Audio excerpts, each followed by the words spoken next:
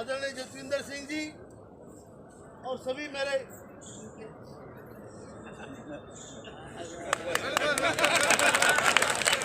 आदरणीय कमला जी,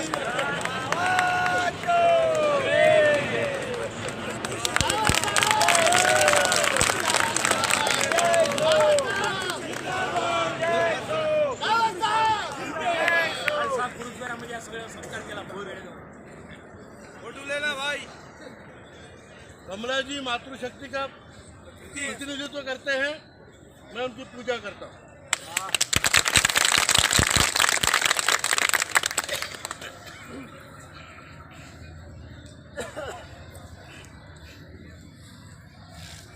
हमारा ये आंदोलन जो 2 साल से चला है, आज इसका एक महत्वपूर्ण पड़ाव था। हमारा टारगेट ये था कि आपने न्यूज सुनी होगी, श्रम मंत्रालय से 1000 से 2000 रुपए करने का प्रस्ताव भेज रहे थे, सुना होगा आप। हमारा ये मानना था कि 2000 में हमारी जिंदगी गुजर बसर नहीं हो सकती, इसलिए हमें श्रम मंत्रालय पर दबाव डालना था और उनसे 7500 और महंगाई भत्ते का प्रस्ताव यहाँ से भिजवाना था। ये हमारा टारगेट था। कोई भी चीज लड़ने के लिए सामने टारगेट होना चाहिए, तो ये हमारे लड़ाई का टारगेट था। दूसरा हमारा टारगेट था कि जो अंतरिम एडवाइजरी है, इंटरिम एडवाइजरी जो है, जिसकी वजह से हायर पेंशन का मार्ग बंद हो चुका है और हमारे गरीब लोगों को कोर्ट का रास्ता अपनाना पड़ रहा है, जो कि सही रास्ता मेरे हिसाब से नहीं है। फिर भी लोग वकीलों को पैसे देके वहां जा रहे हैं। वो इंटरिम एडवाइजरी अगर निकाली जाए तो सुप्रीम कोर्ट का आदेश जो 4 अक्टूबर 2016 का है, आपको लागू हो जाता है। तो बजाय इसके कि कोर्ट में जाके हजारों लोग पैसे देते रहे, वकीलों को गब्बर बनाते रहे, बजाय उसके ये कागज का टुकड़ा निकाल लो, ये हमारी दूसरा टारगेट था। और ये 2 मांगे लेकर परसों हम, आवाज आती है भाई? और जोर से बोलो, कितना ठीक है? ये 2 टारगेट लेकर हम ये आंदोलन यहाँ पर कर रहे हैं। हमें मालूम था आपकी वजह से, आपने जो मिलके किया है वो गजब का आंदोलन है। आपने भिक्षा मांगी है, भिक्षा मांगकर प्रधानमंत्री राहत कोष को पैसा भेजा। आपने मुंडन आंदोलन किए, आपने गली गली में कचहरी पे मोर्चे लेके गए, पूरे हिंदुस्तान में आंदोलन हुए और केवल 2 सालों में, 2 साल भी अभी पूरे नहीं हुए, केवल इतने समय में, 1.25-2 साल में आपने पूरे भारत को इकट्ठा किया। वो भी ऐसा वैसा भारत नहीं, ज्येष्ठ भारत, श्रेष्ठ भारत को आपने इकट्ठा किया। ये आपकी महत्ता है और ये आपके दिल की जो लगन है, जो आग है, उसकी वजह से हुआ। मैं पहले भी कह चुका हूं, कल मैं दोहराता हूं इस बात कि हमारा रिश्ता जात का नहीं, हमारा रिश्ता धर्म का नहीं, हमारा रिश्ता कर्म का रिश्ता। हमारा रिश्ता कर्म का रिश्ता और दर्द का रिश्ता। दुनिया का सबसे बड़ा रिश्ता दर्द का रिश्ता होता है। हमारा दर्द एक है, दुख एक है, इसलिए हमारी जो शक्ति है वो बड़ी है। और आज हम इस कगार पर है कि परसों मंत्री जी ने सभा, मतलब जब उनसे मिले तो उन्होंने खुद ये गारंटी दी है कि आपके 7500 और महंगाई भत्ते का प्रस्ताव यहाँ से जाएगा। लेकिन मैं ये सोच रहा था कि मंत्री खुद आकर यहाँ बोले, वो नहीं हो पाया, लेकिन ये उन्होंने बोला है और इसको हम आदरपूर्वक उसका सम्मान करेंगे। उसके बाद इंटरिम एडवाइजरी उसका खत्मा करने के लिए, उसको निकालने के लिए, देखिए इंटरिम एडवाइजरी में 2 चीजें हैं। सबसे पहली बात वो सीबीटी के सामने रखी जानी चाहिए, जो इन्होंने रखी नहीं। सीबीटी ने शायद फिर उस पर हाँ बोले या ना बोले, सीबीटी अगर उस पर ठप्पा लगाती है तो फिर कोर्ट का रास्ता, और अगर उसको निकाल लेते हैं तो कोर्ट की जरूरत नहीं। मंत्री जी ने कहा है उसको निकाल देंगे। हमारी दोनों मांगे, इसके लिए बड़ा युद्ध हो रहा है, तो दोनों मांगे उन्होंने पर्सनली मुझसे, सिंह साहब से, पाटिल साहब भी वहाँ थे, उनके सामने पूरी, सभी सचिवों के सामने। उनके लेबर सचिव आदरणीय सामरिया जी भी वहाँ थे, उनके पर्सनल सचिव मनु टिंटवाल वहाँ थे, Anuradha madam high empower committee की वो भी वहाँ थी। सभी के सामने ये निर्णय हुआ है। अब ये मुकर जाते हैं, कोई भी निर्णय पे कोई भी मुकर जाएगा तो हमारे पास इलाज है कि नहीं? जेंटलमैन वर्ड हुए हैं। एक सज्जन आदमी ने दूसरे सज्जन आदमी को शब्द दिए है, असभ्यता कोई करेगा तो दूसरा भी करेगा, बराबर है।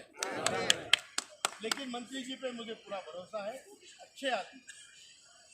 कल सिंह साहब और हमारी जो डेलीगेशन वहाँ पे गए थे ऊपर, तब वहाँ ये पता चला, इनकी भाषा में, इनके अनुभव से उन्होंने बताया, और वो लोगों ने जो बताया, मंत्री जी इसमें पर्सनल इंटरेस्ट ले रहे हैं। मैं आपकी शक्ति का अभिनंदन इसलिए करना चाहता हूँ कि मैं फोन करता हूँ तो मंत्री जी उठाते हैं। मैं छोटा आदमी हूँ, लेकिन आपकी वजह से वो शक्ति है।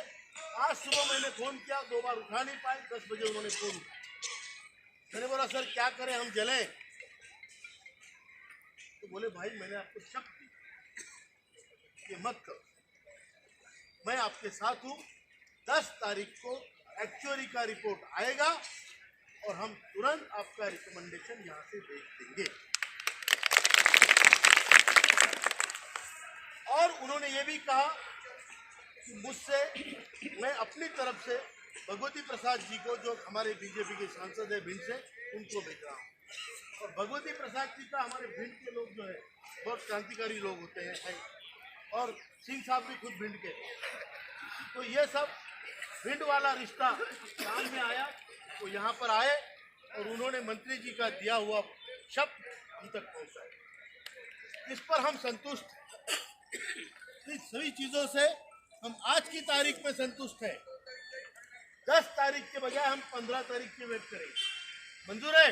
मंजूर है। 15 तारीख तक गवर्नमेंट की तरफ से, श्रम मंत्रालय की तरफ से, दोनों हमारे सीबीटी की मीटिंग का मुद्दा, और दूसरा सीबीटी मीटिंग मतलब इंटरिम एडवाइजरी का मुद्दा, और दूसरी बात जो हमारी मिनिमम पेंशन का रिकमेंडेशन है, ये श्रम मंत्रालय की तरफ से वित्त मंत्रालय में जाना चाहिए। अब अगर वित्त मंत्रालय में किसी ने माना नहीं तो हम जेटली जी के घर के सामने बैठे, बराबर? मतलब अभी एक घर से धक्का दे दिया तो जहाँ दूसरी तरफ नली में अटका वहां भी जाएंगे। हम नाली साफ करने में बड़े माहिर हैं, बड़े माहिर हैं, और हम नाली इतनी साफ करेंगे कि पानी शुद्ध आएगा उसमें। तो ये हमारा दूसरा चरण होगा। पहला चरण, पहला धक्का हमने मार दिया अभी, इसलिए इतने सारे लोगों ने, आप सभी लोगों ने इतनी मेहनत करके यहाँ तक आए, आपने आंदोलन सफल किया। मैं कल से देख रहा हूँ, झूठ नहीं, हम लोग एक दूसरे के गले में पड़ते हो रहे हैं, आंखों में लोगों के आंसू बहते हैं। हमारे तमिलनाडु के भाई आज तो आके गले में पड़ के रो गए, सभी लोग। ये कोई साधारण बात नहीं, एक प्रकार की स्पिरिचुअलिटी, एक प्रकार का अध्यात्म जो धर्म से भी बढ़कर होता है। सभी धर्मों वहां से जाने के लिए मिले, तो ये हम कर रहे हैं। ईश्वर ने हमें ये करने के लिए इकट्ठा किया है, और वो स्पिरिचुअलिटी जो वो जीतेगी जरूर।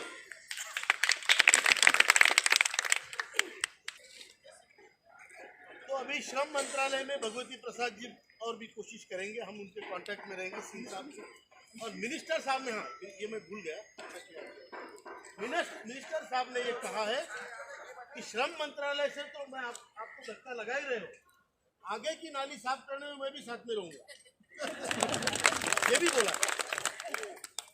तो भाइयों, दुख इस बात का है, 25 साल की पुरानी संघर्ष समस्या आज पिछले एक साल में हमारे 125 लाख लोग मर गए। ईपीएस पेंशन धारक एक साल में 1.25 लाख लोग मर गए। संख्या बढ़ती है क्योंकि नए ज्वाइन होते हैं, उसमें कई नेतागण भी हमने उनकी श्रद्धांजलि। ये बहुत बड़ी समस्या है, बुजुर्ग लोग। और मैं सच कहता हूँ, हमारा ये मानना है, मेरा बिल्कुल मानना है कि उनकी आत्माएं भी हमारे साथ, जो लड़के मरे हैं उनकी आत्माएं भी हमारे साथ। और ये आंदोलन, जैसे हमारे भाई विनोद वर्मा जी ने कहा, यह आंदोलन खत्म नहीं हुआ, ये एक पड़ाव है, एक चरण खत्म हुआ कि एक जगह से हमने अपने पेंशन का धक्का दिया, लेकिन मुझे यकीन है एक महीने के अंदर भारत सरकार की तरफ से फाइनल निर्णय भी होगा। फाइनल मतलब मंजूर होगा एक महीने के अंदर। यहाँ से धक्का लगा, वित्त मंत्री से धक्का लगेगा और फिर प्रधानमंत्री के चरण में भी हम जाएंगे। हमारा काम कोई भी करे, हम पैर पड़ने को तैयार है, और हमारे रास्ते में कोई भी रुकावट आए उस पत्थर को फोड़ेंगे। आंदोलन रुकेगा नहीं। आप लोग जो करके जा रहे हैं, मरेंगे हम सब एक दिन, लेकिन आप लोग जो करके जा रहे हैं, आने वाली पीढ़ियां इसका फल देगी, फल खाएगी। ये इतना बड़ा काम आप कर रहे हैं, आप सब। अभी आपसे निवेदन है, आपके ऊपर, हमारे ऊपर जिम्मेदारी और बढ़ती है। जिम्मेदारी ऐसी बढ़ती है, ठीक है आंदोलन किया, हम मरने तक के तैयार हो गए, तब कहीं एक धक्का लगा। अभी 12 तारीख से संसद शुरू होने जा रही है, बराबर है? घर जाकर चुप नहीं बैठना, अपने अपने एमपी को आप मिलो। सिर्फ अपने एमपी को नहीं, 10 घेर सकते तो 10 को मिलो। जिस जो भाषा समझते हैं उस भाषा में उनको हाथ जोड़ के कहो कि हमारा मुद्दा संसद में लगना चाहिए और हमारा काम इस संसद सत्र में होना चाहिए। बराबर है? बराबर है? और उनको ये भी बोलना कि सर आपने ये काम अगर नहीं किया तो वापिस आना, फिर देखते। सही है, सही है, सही है। मैं बताता हूँ, अभी कोई भाई बता रहे थे, मतलब बता, हमारी बात हो रही थी, 543 सांसद है। कितने? लोकसभा के 543 सांसद है। हम कितने हैं? 62 लाख। कोई बूढ़े होंगे, कम से कम 10 लाख तो पकड़ो। तो 10 लाख बटे 543, एक के बाद एक हिस्से इतने जाते हैं। हम पकड़ के मार सकते हैं कि नहीं मार सकते? मार सकते कि नहीं मार सकते? अगर हमारा काम करेगा, हम उसका काम करेंगे, कोई भी पार्टी पक्ष का हो। लेकिन उनकी पेंशन दुगनी तिगनी करने के बाद अगर वो हमारी बात भी नहीं उठाते तो हम जूते उठाएंगे।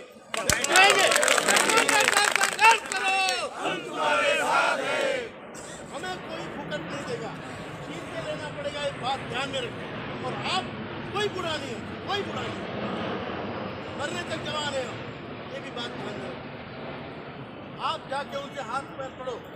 अगर वो बाद में मत बोलना 12 तारीख क्यों चले गए, हमको टाइम ही नहीं मिला, तो शनिवार रविवार घर आते हैं, वो शनिवार रविवार को अपने घर आते हैं, तब जाके मिल लो, समझाओ उनको ये समस्या ये है और आपका ये काम है कि आप ये समस्या में रुआ लगाओ।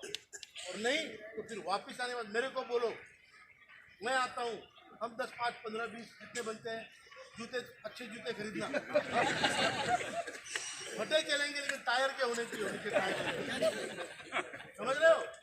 जो हमारी बात रखेगा उसकी हम कदर करेंगे, लेकिन जो हमारी बात नहीं रखे उसका काम है, बराबर है कि उसका काम है, अगर हमारी बात नहीं रखेगा तो खींच के मारेंगे।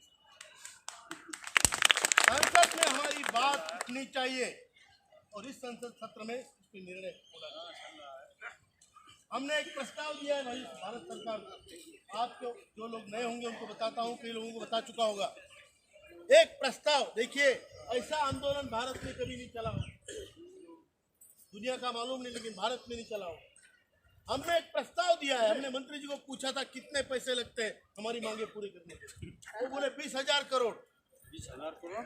तो हमने बोला भाई 20,000 करोड़ तो हम देते आपको, अगर आपके पास पैसा है। बोले कैसे देते हो? हमने प्रपोजल दिया कि हमारे 63 लाख लोग हैं, 62,80,000, उनमें से 45 लाख लोग 58 से लेकर 65 की उम्र के हैं और कुछ लायक है काम करने। हम 1 महीना अपने देश के लिए श्रमदान करेंगे,